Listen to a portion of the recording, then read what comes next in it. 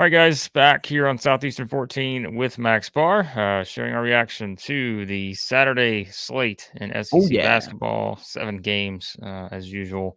Lots of fun and wild storylines coming out of it. But before we get there, as always, let's tell you about our friends at Bet Online.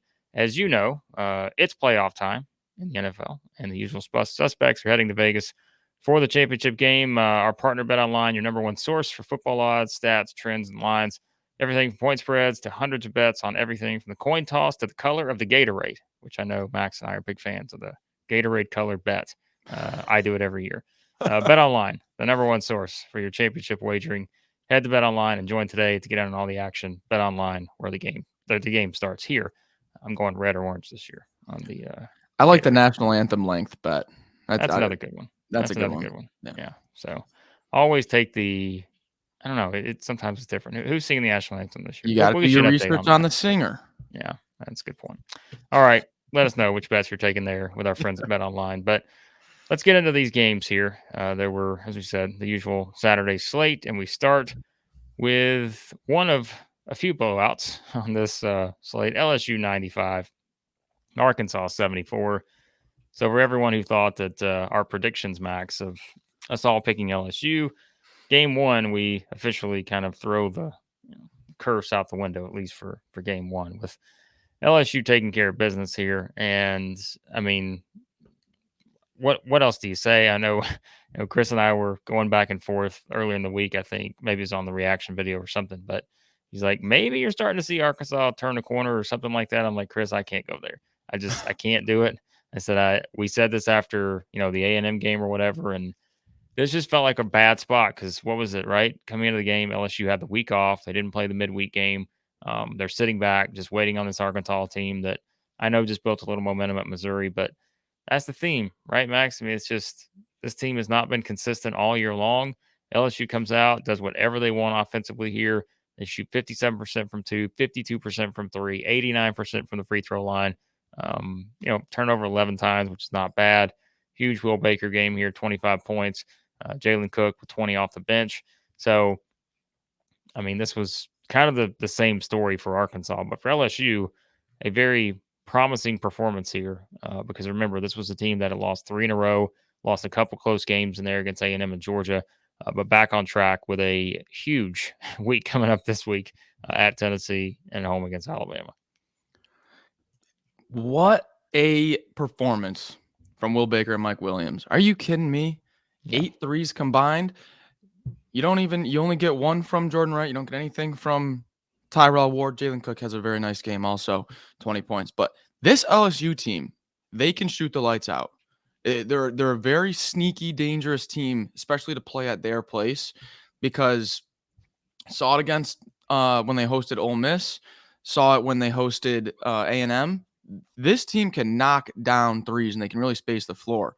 I like how you said same story for Arkansas. I don't even really know what to say. They keep pulling me in, and I'm an optimist. I'm always gonna, if it's 90% bad, I'm gonna look at that 10% good.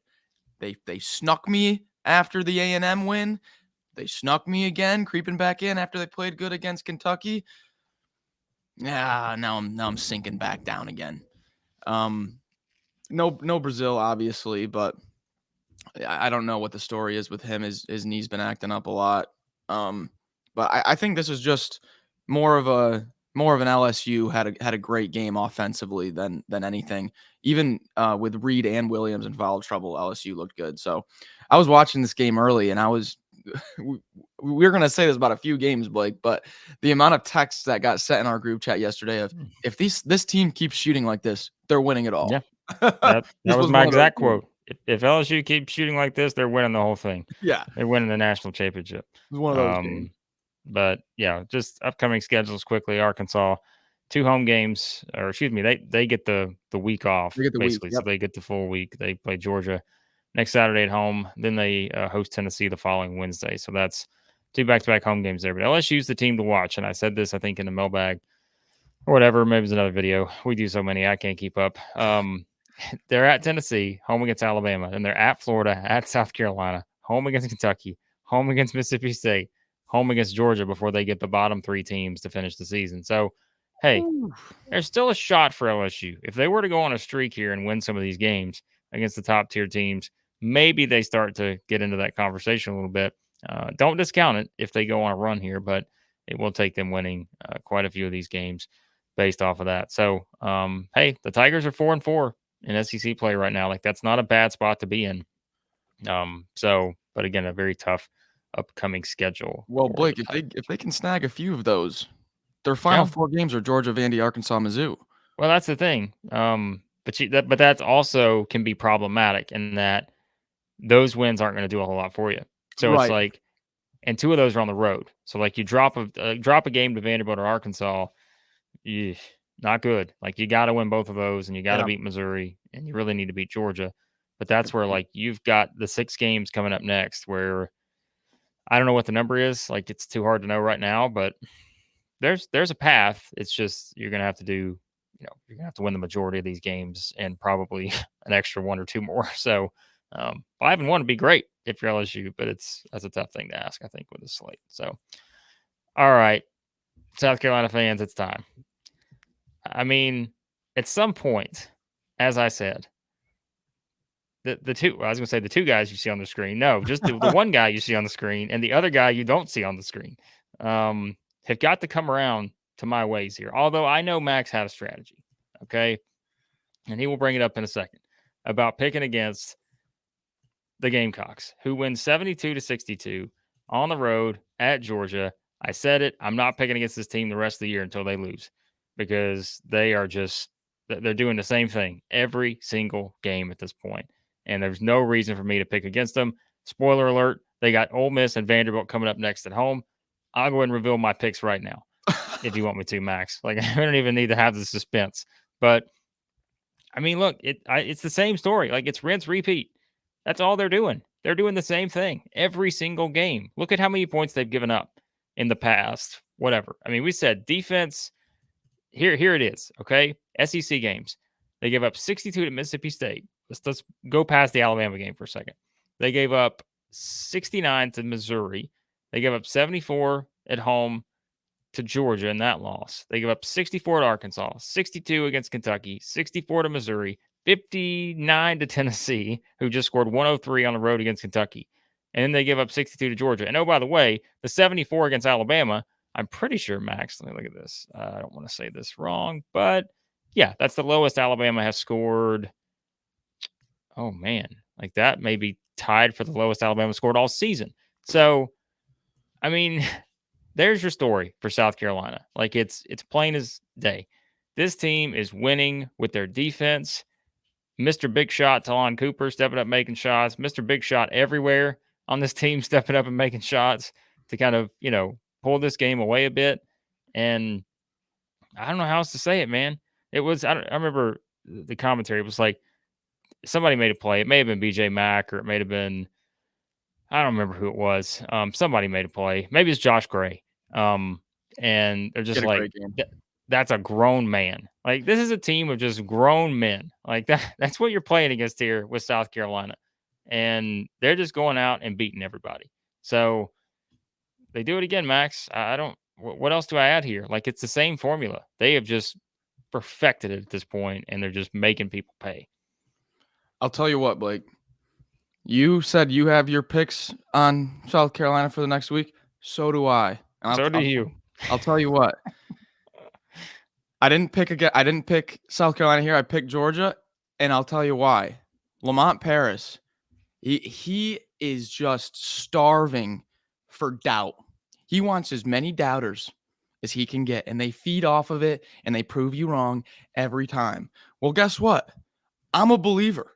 I'm bought in. But just to entertain Lamont Paris, I am going to keep false doubting him to give him motivation to keep winning games. I love this team, and so does Lamont Paris. Said it in his post-game press conference, said we've got a special group. He said, I really love these guys.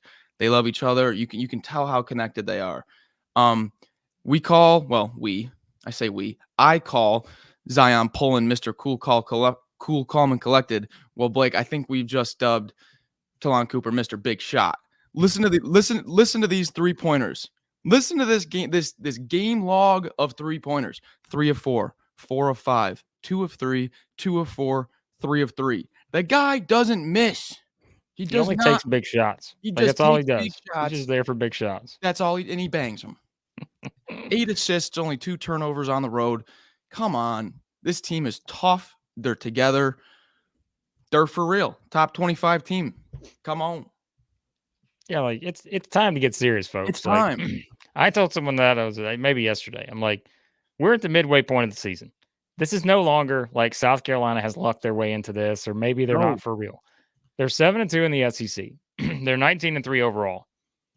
It's time to get serious. Like Yes. South Carolina is no longer like, will they get to the NCAA tournament? Are they legit? They are a legitimate SEC title contender now. Like Yes. they are 7-2. Auburn is 7-2. Alabama's 8-1.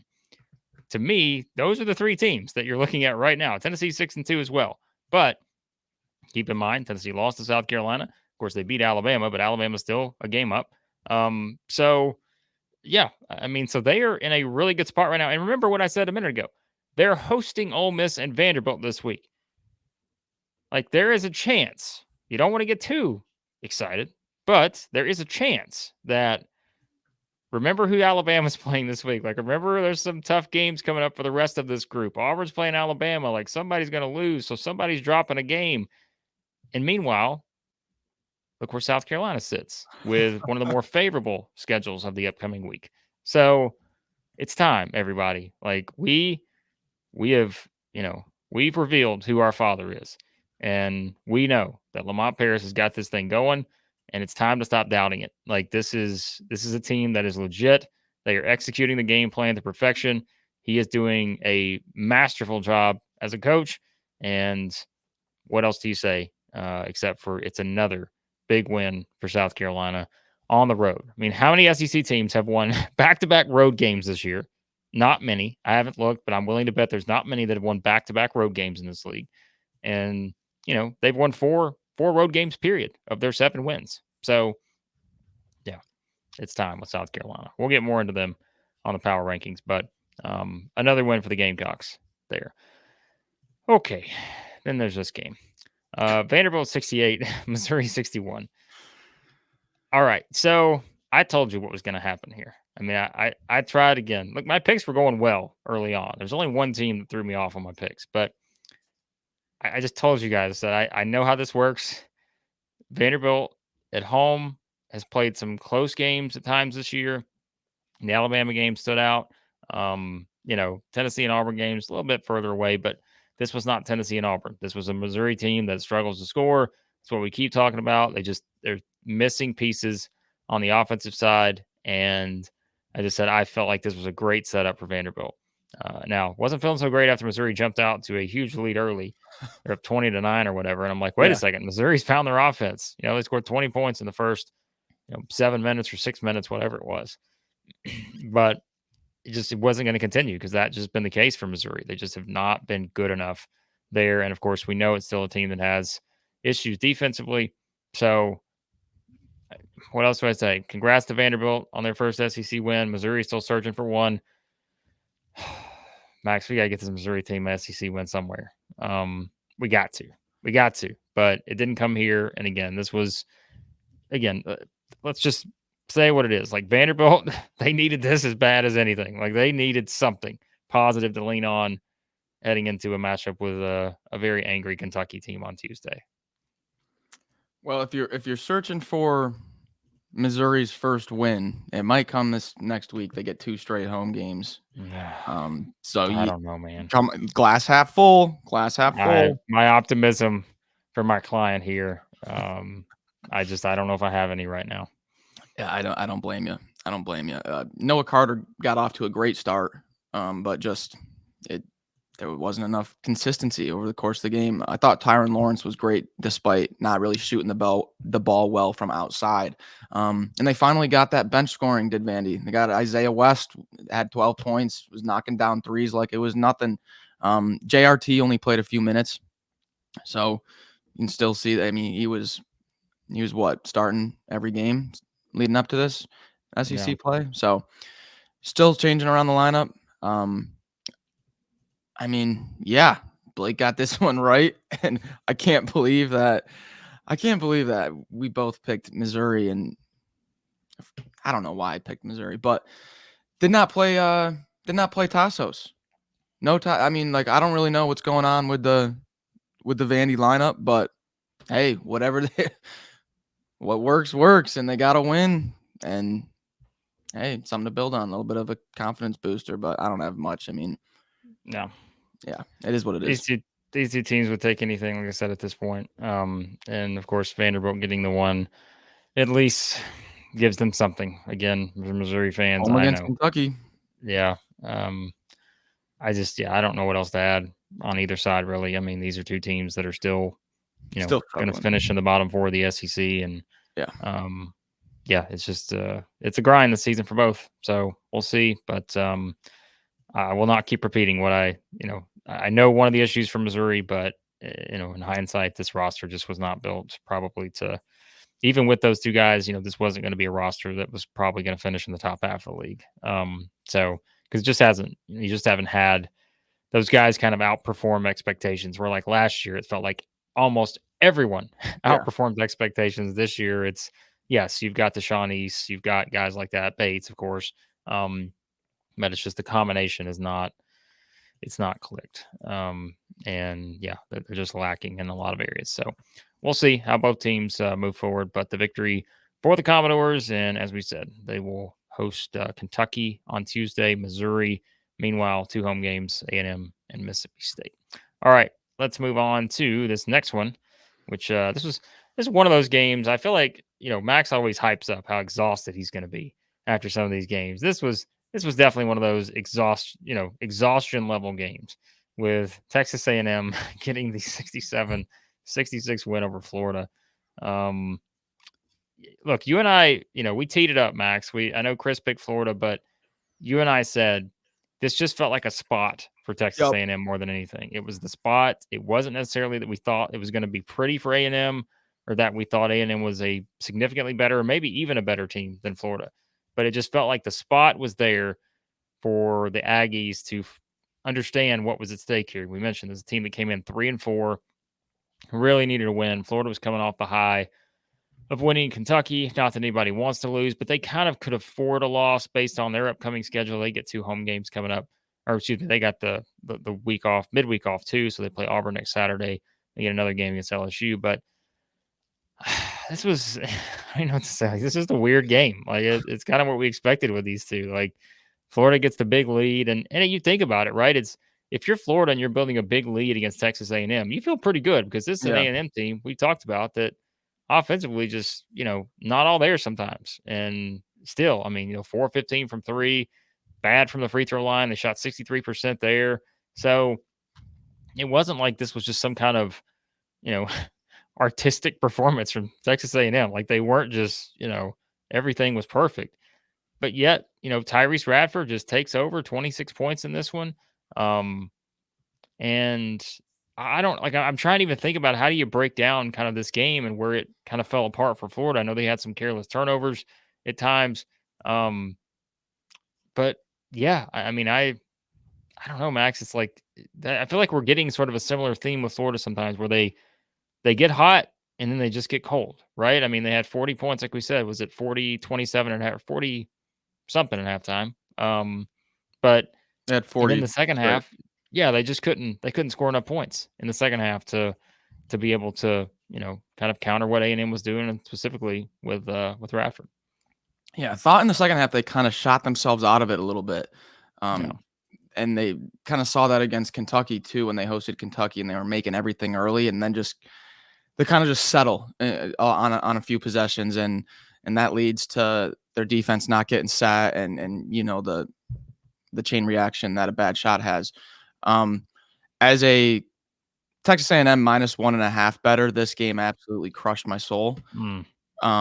But what a great win for A&M when they needed one. This is the thing that I feel like we're starting to just see a pattern with A&M, and we've been talking about it, but they're not going to shoot well from 3, and they're not going to make free throws. So the way that we've seen this team win is either Wade Taylor, Tyrece Radford, or both of them have to go off. that's kind of the only way we're seeing it. I mean, earlier in the season, Henry Coleman would have, these big performances and whatnot, but in SEC play, I mean, the margin of error for this A&M offense is you need one of Radford or Taylor to put up 25 plus, or you're not winning the game.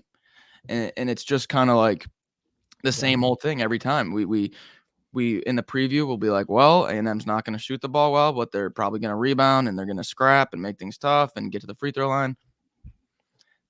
That's what we saw. It's pretty much going to be what we see every time here. I'm not down on Florida. I thought they should have kept the lead, but I mean, coming off of back-to-back overtime wins, just you were in for an emotional letdown just with kind of how the way this thing goes. So good one for A&M when they needed it. Still have concerns about the same stuff going into the game that I still have coming out. But they do have a nice little schedule here set up with an away game at Mizzou and then hosting Tennessee on Saturday. Huge game on Saturday. Yeah, Florida, as you said, sort of just got to a point where it got stuck. Offensively, where let's see, I'm looking here. Trying to remember the exact turnovers, kind of uncharacteristic. Yeah. So they had 52 points with 13:50 left in the second half. They had 55 points with 7.5 minutes left. So like they went a full 6 minutes with only scoring 2 or 3 points. So so they got stuck, and that sort of allowed A&M to make that run that they did. I remember exact number, but yeah, A&M started to push it out, took a 4-point lead in there somewhere, and of course it was close the rest of the way. So big win for A&M. They needed that. We'll see if Florida can bounce back. Big game coming up against Auburn here to start the week. So speaking of Auburn, what a segue. The Tigers 91, Ole Miss 77. Boy, this was one that escalated quickly, as Ron Burgundy would say.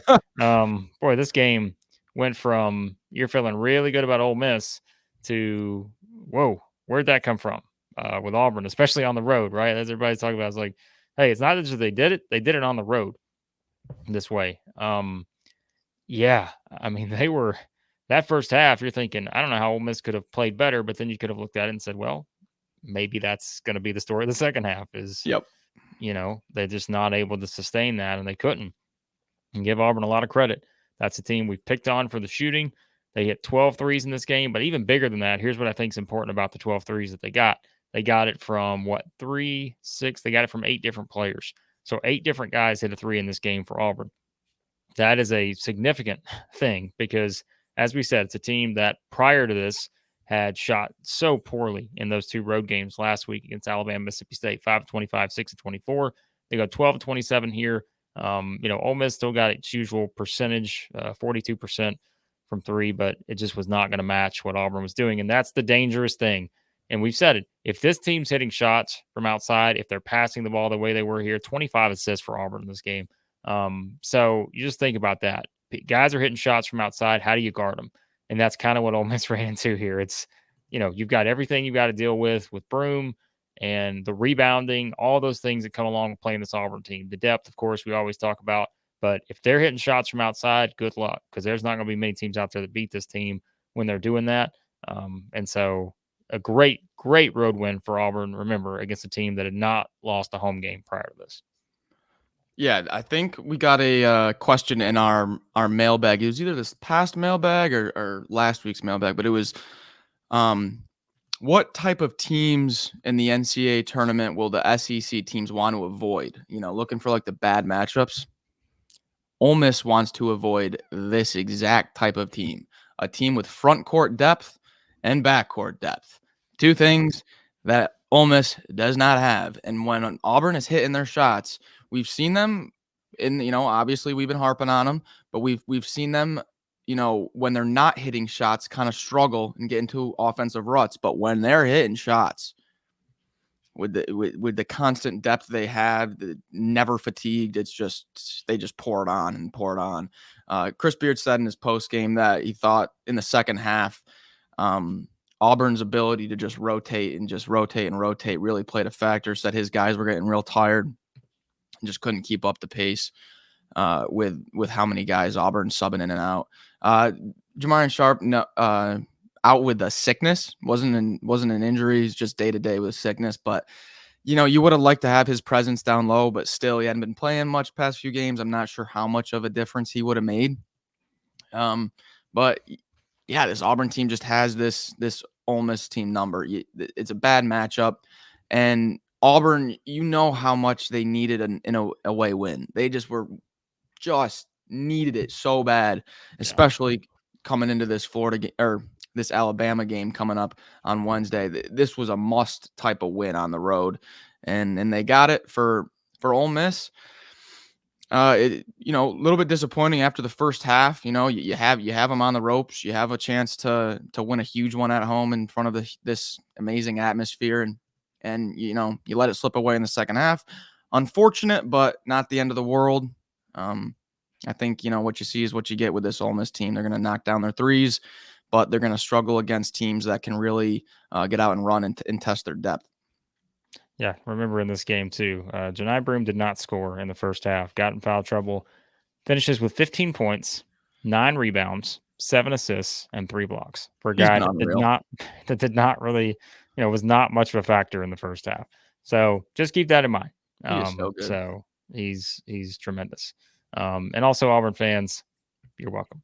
As I told you in the prediction video that Chris and I did, I said, I'm picking against you because I know you want me to pick against you.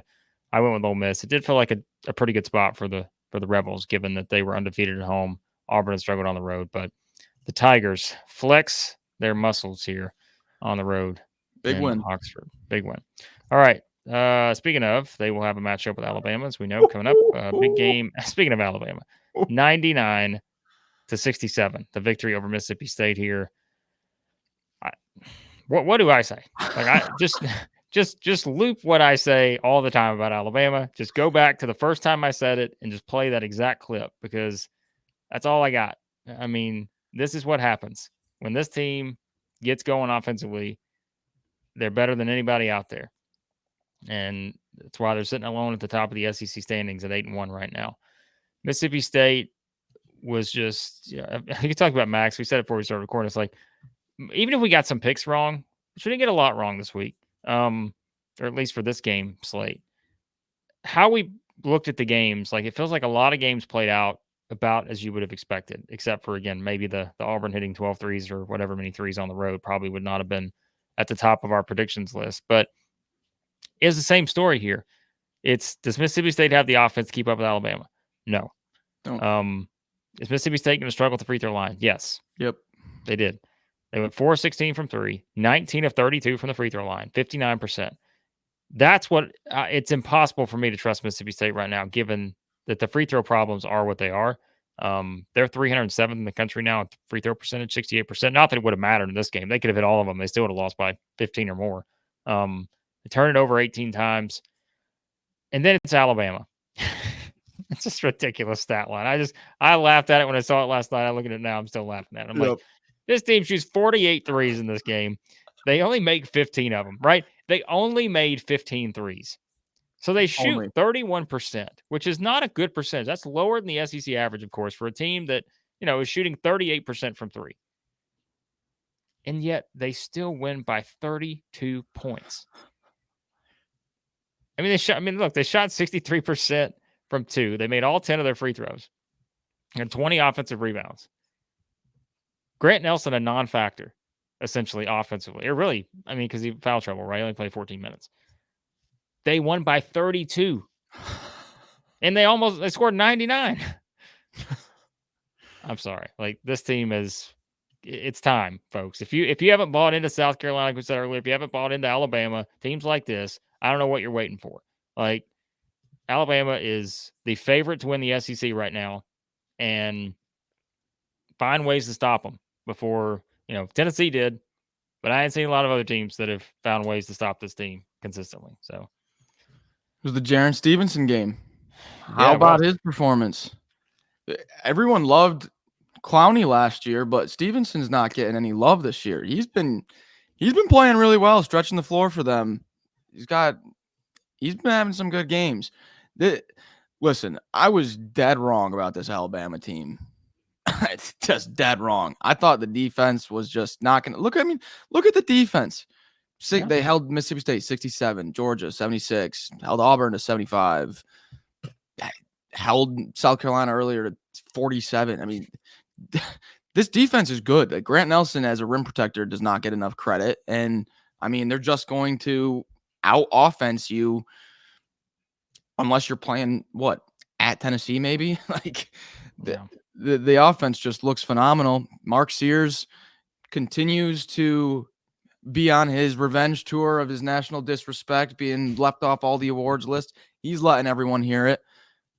I don't know what you want to say about this team, but one thing I thought was funny was I saw a few Alabama accounts on Twitter say like, great win before our scheduled loss on Wednesday.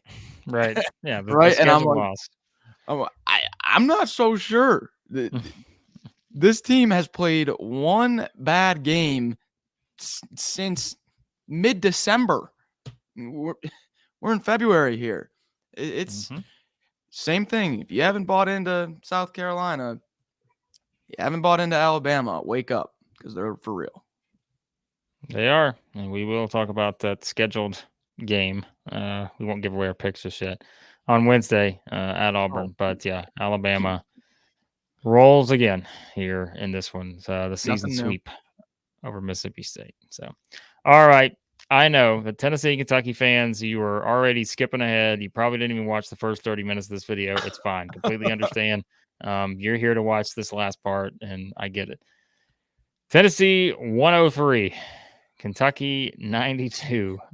I told you one of the reasons I picked Dalton Connect in the fantasy, which we'll get to. Don't worry. Maxwell is going to guarantee you that we get to the fantasy update before we finish this. But I said, this has the potential to be a high-scoring game. I said, give me some Tennessee, Kentucky, players just because, this could be a high score. I didn't think it'd be 103-92, just for the record. But, all right, so we nailed this one, Max. Oh, yeah. And I will say, though, I don't know even if DJ Wagner had played that it would have been the difference in Kentucky winning. I still think they would have lost. So I won't go as far as to say we got it right on that. But he would have made a difference. It's just Tennessee came in and let me just say, like, all the common themes that played out in this game that you and I have talked about, I feel like for weeks now, probably. Josiah-Jordan James, I think Chris has pointed out, well, he's not scoring. I'm like, well, he's got to shoot more. Like he's not getting shots. That's why he's not scoring. I pointed out, I was like, he shot 3 times against South Carolina, twice against Vanderbilt, 3 times against Alabama, 4 times against Florida in the last 4 games, right? He shoots it a gazillion times in this game. No, but in all seriousness, he shot 18 times, makes 9 of those, 26 points, a career high for him. A tremendous performance from Josiah-Jordan James. And from my guy, Zakai Zeigler here, who you guys were dogging in the fantasy about how he scored negative for the first time this year. We had a guy score negative after the sloppy South Carolina game. Zeigler goes for 26 points, 13 assists in this game. And by the way, those two guys combined to go 7 of 15 from 3. Tennessee hit 12 threes overall. So all the concerns about the offense outside of Dalton Connect, this was the game where Tennessee said, hang on a second. Let me just show you that we can score points outside of Dalton Connect because, as we said, Zeigler and James, 26 apiece. Vescovy with 11, Adu with 11, Gainey had 5, Meshack 4, Awaka had 4, and then, of course, Connect had 16 himself. Start there, okay? Before we get into the Kentucky side of this, because trust me, there's plenty to talk about there. But Kentucky never led in this game. Tennessee leads from start to finish after their worst performance of the season offensively. Everybody's doubting what they can do, all this other stuff. They came out on a mission here, got off to the huge lead early, and then just found ways to stretch it out in the second half. And I mean, look, if you were wanting to see a response from Tennessee, you could not have asked for a better response than the one you got in this game. Yeah, my biggest takeaway from this game was, and it's kind of just what I've been thinking and knowing, but haven't really come out and like confidently said it in my analysis. But Barnes said it multiple times in his post game, and he felt like he really wanted to put an emphasis on it, and almost felt like his offense was being a little bit disrespected. But he said, "We play fast too. Yeah, we're a fast team." And then in a question maybe 5 minutes later, it would get something else like, how did you prepare for Kentucky's speed offensively? And Rick would be like, we play fast too. That's what we do. So whatever your thoughts on this Tennessee offenses from years past, wipe it out. Wipe it out, because this team, they love to run. They didn't usually do that. They love to run, and they're good at it. And this is a perfect matchup. Alabama, Kentucky, Florida. We're seeing Tennessee play their best basketball against these faster teams. What I'll say with Kentucky is, while yes, there's the defensive issues that everyone is worried about. Yes, there are, like, there's no denying that, and that's something that this team has to get better at, no doubt. But not having DJ Wagner is a very big deal that you can't just kind of push they're to the 0-3 side. now, right? They're Right, 0-3 0-3. with Cal Arlington, said, Florida, yeah, Kentucky. Yeah. Cal Or said Tennessee. himself, he said, when DJ doesn't play, we don't win. And so, as a fan and as a Kentucky supporter, you can say, like, it doesn't matter. We have to win at home, regardless of who's on the floor. We have to. I think it's a little bit different in this case. You just played one of the best teams in the nation, and you didn't have your most physical point guard who's going to be able to match Zeigler's physicality better than Shepherd and Dillingham could, despite Dillingham having a great game. So, like, you have to understand that Wagner is just. Does Wagner make an 11-point difference? Maybe. I don't know. But I just thought it was one of the best games of the year from an entertainment standpoint. The offense was off the charts. Shout out Jay Greason in our Bets and Ball Game series. He called this over from a mile away. Was all over it. All over it. But I mean, do you have any thoughts on the Kentucky reaction? Where should this is what I want to know, Blake. If you're a Kentucky fan, where do you stand right now? Well, to play Chris's game here, the defensive efficiency is now into the sub 100s, which is not going to be thrilling, and certainly is not thrilling for me as someone who tried to stand up for Kentucky a couple weeks ago. But yeah, so it's clearly, it's a problem. Like, there's no doubt Right. about it. It's a problem. They're not forcing a lot of turnovers, and when you're not great defensively and you have some of the lapses that are just obvious with this team, if you don't force turnovers, right? We talked about like a Missouri from last year. Missouri was probably a bad defensive team last year, but they made up for it by just forcing a lot of turnovers, just pressuring teams and being aggressive. You just don't see that with Kentucky. You don't see the same type of approach, and so that is concerning. Like, I think it's definitely time to feel like it's concerning. I'm not going to ignore that. Even me trying to find everything I could for this team a couple weeks ago, but yes, the Wagner sidelined. It makes a difference, as you mentioned. I don't think it would have made a difference in terms of Kentucky winning this game, just my personal opinion. But if you want to play the numbers, DJ Wagner averages 12 points a game. Maybe he scores 12. Kentucky wins by 1. But we know we can't play it that way because that's not how games work. But it's just having that extra ball handler, like we said, against a team like Tennessee. But Kentucky still scored 92, right? That's the thing, is they still find ways to score points. They just got to stop somebody at this point. And, so I think right now, if you're looking for trust with Kentucky, if I were a Kentucky fan, I wouldn't. I don't know how I could trust this team probably in these big games, because you just always are waiting for that one miscommunication on defense, or one guy loses his man on an inbounds play, and all of a sudden, that swings the momentum to the other team. And so, it's frustration point for Kentucky. Like, there's definitely reasons to be frustrated and probably be more pessimistic than some may want to be. But the numbers are what they are. They've lost 3 or 4 now. Their only win was kind of ugly at Arkansas, who's we know where they're at. In the other games, they got just basically bullied against South Carolina. They couldn't stop Florida. They couldn't stop Tennessee. And yeah, they're kind of sitting in a spot where they're 15-6 now. They're 5-4 in the SEC. Not even a factor in the title race right now, and probably won't be. But it's hard to believe they're 3 games back of Alabama. How are they going to make up that ground? I don't see this team necessarily doing that right now, based on the way things are set up, but it's still possible. So yeah, I mean, Cal clearly frustrated. What is it? He didn't do the post game radio thing or whatever. So, which I know is another point that Kentucky fans are not going to love, but yeah, frustration all the way around for Kentucky. And their upcoming schedule: at Vanderbilt, home against the Zags next Saturday, non-conference game. So there's plenty of time to make up for it from a win standpoint. But the bigger question is, can they make up for their problems to the point to where they are a team that's going to advance multiple rounds in the NCAA tournament?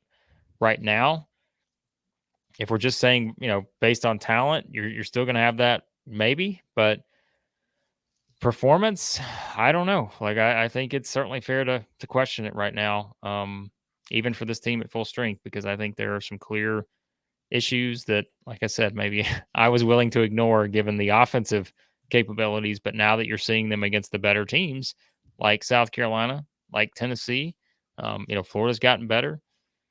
Some of those problems are glaring and they're costing them wins. So, yeah, you know how we like to we don't group them together, but they're kind of similar in the way that their offenses play fast paced and they have a lot of shooters, where we kind of talk about like Kentucky, Alabama, maybe Florida in the kind of same general area.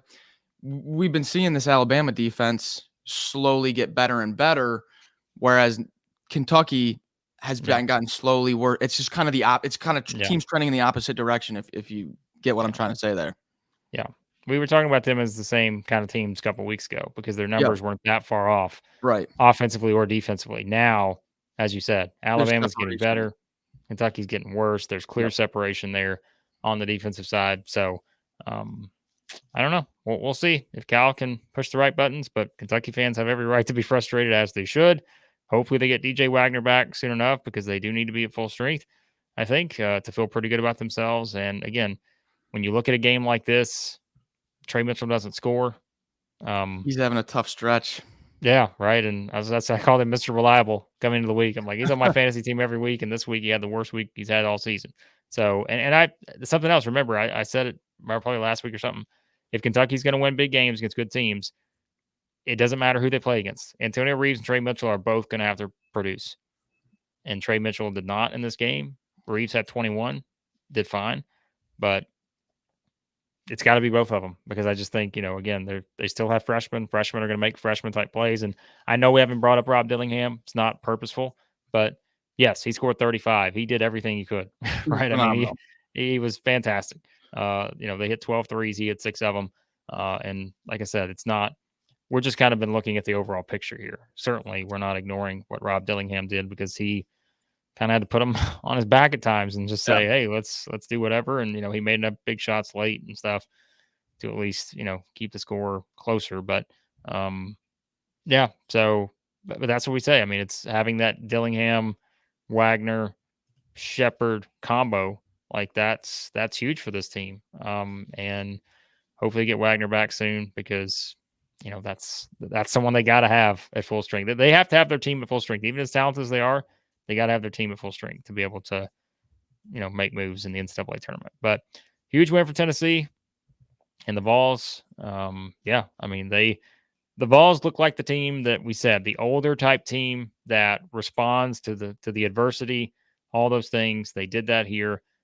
And I think if you're a Tennessee fan, remember what they did at Georgia after the Mississippi State loss. They came back, trailing, thought they were going to lose that game, found a way to win.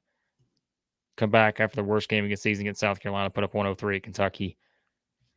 You feel pretty good, I think, if you're Rick Barnes after that. So, well, Blake, all right. Real quick before we move on, you're talking about a Tennessee response. Rick Barnes said that he personally challenged Zeigler this week. Said he in practice this week challenged Zeigler. Said, you got to change your demeanor. You gotta own this team and play like you own it. And said that he's one of the best point guards in the country, and he played like it. I'll tell you this, if Tennessee's getting that Zeigler, if that's what they're getting consistently on the road, watch out. You know what I think he told him? I think he told him what you guys were saying about him in the fantasy video. I think that's what he told him. Hey, if my job is to provide fuel for these guys to put on performances, I'll do it. I'll keep doing it. I think that's what he told him. Speaking of, oh boy, all right, let's get to it. Let's get this out of the way. Let's just get this out of the way. Come on. All right, let's go. So Max gets his first win of the fantasy season, as we can all tell at this point. Okay, as we can all tell. Whoever gets the first pick is winning every single week. 3-0 right now if you get the first pick. That's the only comparison is if you get the first pick, you're winning. All right. It has nothing to do with strategy, nothing else. We'll get Chris's excuses on the power rankings video or live stream tonight. We're live streaming tonight at 8 p.m. Central, everyone. Put it in your calendar right now. Set a reminder. You can also go to our YouTube channel. The video is up. So all you have to do is hit that button, set your notification. And we're going live tonight with our midseason awards. And I'm sure Chris will weigh in on why his team lost. But I'm not going to do that with my team here. I'm going to focus on the positives, Max. Zakai Zeigler with 65 points. It has to be a single game record this year. That's our single game record. Yeah. So I'm only focusing on that. I'm not focusing on the number before that. I'm only focusing on the 65 he got against Kentucky. Jalen Williams, I told you guys, have a bounce back week. He did sort of. Dalton Connect, his lowest scoring week of the season, I have to assume. Yep. Only got 62 combined. We mentioned Trey Mitchell. Alan Flanagan didn't quite hit the level I thought he would. He's got a good floor, though. But I just want to say, I picked last, okay? Yes, that's all I want to say. I picked last. All right, go ahead. Go ahead. All right, we've got a new record high. Dear. 377. I told my team, listen, I told my guys, I said, call off the dogs. Call them off. We're not putting a 400 bomb on them. Call off the dogs. So we could have. I just want to put that out there. We could have stayed on the gas. Johni Broome with 110. That is a season high for a week total. Zion pulling my fifth pick. Just tip your cap to the GM there for the draft. What do you want to call it? Scouting. Mark Sears with 95, though. That's a huge total. Adu only with 48 was kind of surprising. When Blake had him week 1, he was like an 80-point performer. Coaching. That's what that is. Chris didn't coach him up the way I did. But yeah, great week from my team. I named my team Desperation Mode this week, and they pulled through. Guys, if you want to follow along, follow us on Twitter at 14 Southeastern, and even you can do what Chris's son does and draft your own team and compare and play with us and whatnot. This is probably my favorite thing that we do. Honestly, I love doing this stuff and following along. So we're having a good time with it. If you want to play along too, more than welcome to. You love it a lot more this week than you did last week and the week before. So, well, listen. That's what happens when you win? Listen, I just want to give you guys some confidence, and you're gonna just start seeing the gold stars rack up next to my name. Yeah, I don't know about that. Because I think I should get the first pick this next week. We'll find out. But whoever gets the first pick is clearly the winner. So we gotta come up with something where there's not as obvious of an advantage for the first pick. So we'll see. All right. Like Max said, follow us on Twitter at 14 Southeastern. Just flip it. Not Southeastern 14, at 14 Southeastern. Remember the live stream tonight. We're gonna have a lot of fun with that. Our midseason SEC awards. We're gonna give you our picks. Player of the year, coach of the year, freshman of the year, most underrated. We're going to do some bold predictions, maybe some other fun stuff. So joining us tonight, remember, go to the main page on the channel. The video's there. Hit that button that says set your notification and join us 8 p.m. Central tonight here on the channel. And again, hit that subscribe button, hit the like button. Always appreciate you guys watching, and we'll talk to you again here soon at Southeastern 14.